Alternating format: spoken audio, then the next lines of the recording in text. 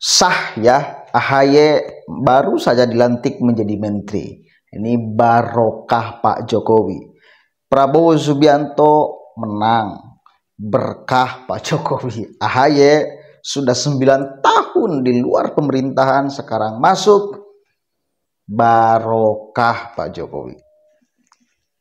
Kita coba lihat keterangan pers AHY setelah dilantik menjadi menteri, ya meskipun cuma 8 bulan, tapi nantinya akan dilanjutkan sih. Dipimpinnya juga pasti oleh Prabowo Subianto kok.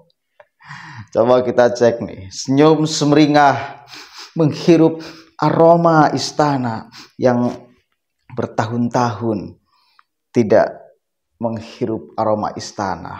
AHY. Kita cek ya.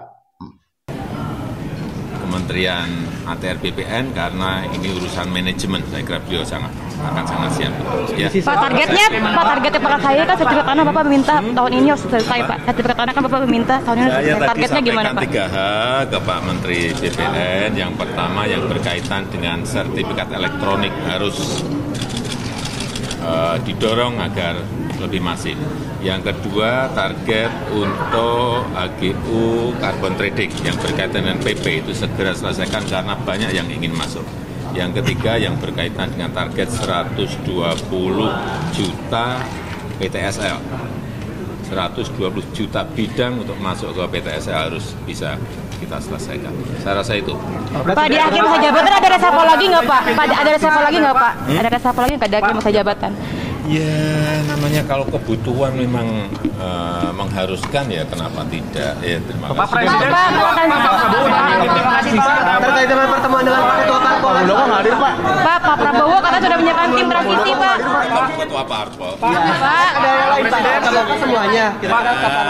Semua yang kira-kira memang harus ketemu ya bisa saja ketemu. Kalau memang nggak perlu ketemu, kenapa harus ketemu? Pak Presiden. Nah, ini dalam proses diatur semuanya. Karena saya memang ingin menjadi jembatan semuanya. Ya. Pak Presiden, Pak Prabowo udah nyiapin tim transisi. Sampaikan. Bersyukur hari Oke, baik. Mas Jaya, kita kembali ke istana Mas Jaya untuk simak konferensi pers. yang luar biasa dari Presiden Joko Widodo, dari pemerintah dan negara untuk bisa menjalankan tugas sebagai Menteri ATR sekaligus Kepala BPN.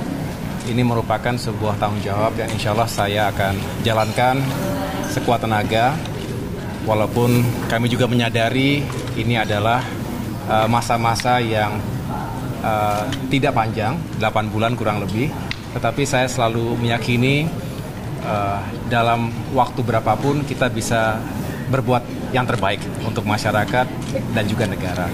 Saya mengucapkan selamat tentunya kepada Bapak Hadi Cahyanto sebagai Menko Polhukam yang baru, sekaligus saya mengucapkan banyak terima kasih karena tadi malam walaupun ini serba mendadak, kalau boleh sedikit saya cerita, jadi Senin malam itu saya baru mendapatkan telepon dari Mensesnek Pak Pratik, hanya bertanya apakah ada di Jakarta, dan beliau kemudian menyampaikan saya diterima oleh Pak Presiden Jokowi di Istana Merdeka kemarin Selasa jam 8. Saya tidak tahu agendanya apa ketika itu, tapi saya datang tentunya, dan disitulah beliau meminta saya untuk bergabung di kabinet. Lalu juga menyampaikan bahwa hari ini akan dilakukan pelantikan. Oleh karena itu yang saya lakukan tentunya saya mengucapkan terima kasih dan segera menghadap Pak Prabowo Subianto juga, bagaimanapun beliau adalah pemimpin koalisi Indonesia Maju ke depan, untuk mendapatkan blessing juga, restu juga. Dan setelah itu saya menghadap Pak Hadi karena beliau yang selama ini luar biasa telah menangani berbagai isu persoalan yang mendesak di bidang ATR dan BPN, dan di antara itu semua termasuk tadi Pak Presiden Jokowi menyampaikan 3 hal yang tadi sudah beliau sampaikan juga. Ada beberapa prioritas, tapi tentunya saya ingin meyakinkan 8 bulan ini bisa dituntaskan mudah-mudahan dengan segala daya upaya. Di antaranya untuk secara masif tadi sertifikasi elektronik ini yang bisa menjadi solusi terhadap berbagai persoalan termasuk ketumpang tindihan dan permainan dari mafia tanah, dan juga ini tentu masalah keadilan. Masalah keadilan bukan hanya masalah bagi-bagi sertifikat, tetapi ini masalah keadilan yang sangat fundamental, dan kita tentunya juga punya tujuan kalau apa yang dilakukan oleh Pak Hadi selama ini, ATR dan BPN ini bisa menghadirkan kepastian hukum, khususnya untuk tata ruang, lokasi, dan tanah yang akan digunakan sebagai tempat membangun berbagai infrastruktur di skala strategis nasional maupun lokal, maka investasi akan bergerak. Dan ini sebuah confidence yang harus kita tumbuhkan di dalam maupun dari luar negeri. Kalau investasi bergerak, tentu akan menghadirkan pertumbuhan ekonomi. Ekonomi rakyat akan bergerak, membuka lapangan pekerjaan, meningkatkan penghasilan, dan pada akhirnya masyarakat akan lebih sejahtera. Waduh, Mas Jelif. Jadi banyak hal, termasuk juga tadi ada target yang disampaikan oleh beliau, mengejar hingga tuntas 120 juta bidang PTSL yang mudah-mudahan juga bisa kita kelola, dan tentunya kita meyakinkan agar isu lingkungan hidup juga bisa menjadi prioritas utama.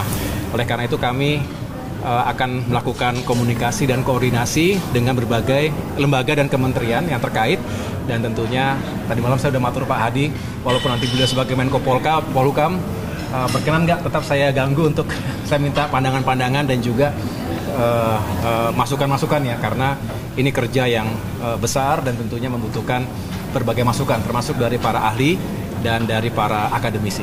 Demikian. Mas, pesan dari Pak SBY ada nggak, Mas? Pesan dari Pak SBY terkait penunjukan ini? Beliau tentunya juga bersyukur karena ini juga menjadi sebuah momentum Partai Demokrat kembali ke pemerintahan. Banyak yang mungkin belum menyadari bahwa Demokrat selama 9 tahun 4 bulan berada di luar pemerintahan, dan ini sebuah momentum yang sangat bersejarah karena alhamdulillah apa yang kami perjuangkan juga selama ini bisa lebih direalisasikan jika Demokrat bergabung dengan pemerintahan secara langsung, karena kebijakan itu di tangan eksekutif.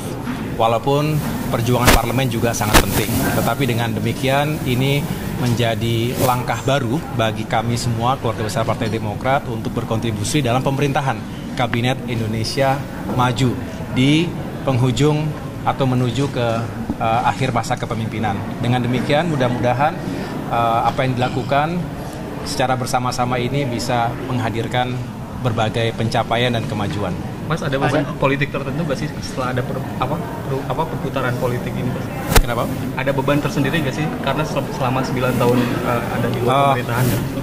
Tidak secara khusus. Yang jelas memang perlu adaptasi. Yang jelas kalau ditanya keluarga besar Demokrat sangat senang karena bagaimanapun memang tujuan utama dari politik, termasuk partai politik, adalah bisa ditanya keluarga besar Demokrat sangat senang karena bagaimanapun memang tujuan utama dari politik, termasuk partai politik, adalah bisa berkontribusi seluas-luasnya melalui jalur pemerintahan, eksekutif maupun legislatif. Tapi insya Allah bisa kita jalankan. Masuknya Mas AHY ke dalam koalisi ini apakah mempengaruhi sikap Demokrat juga di DPR, khususnya terkait dengan interpelasi pemilu?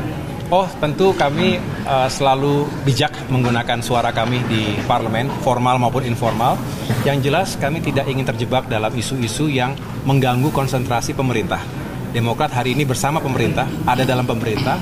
Jadi jelas kami biasanya disiplin, Demokrat itu disiplin sesuai dengan kebijakan partai, dan tentunya kami ingin mengawal pemerintahan Presiden Jokowi dan kita semua sampai dengan tuntas, bisa mengejar semua target, termasuk target-target ATR BPN yang luar biasa, banyak yang sangat kompleks, tapi insya Allah semua yang beliau telah lakukan selama ini dan seluruh jajaran Kementerian ATR BPN bisa kita tuntaskan dengan baik. Berarti akan menentang ya Pak jika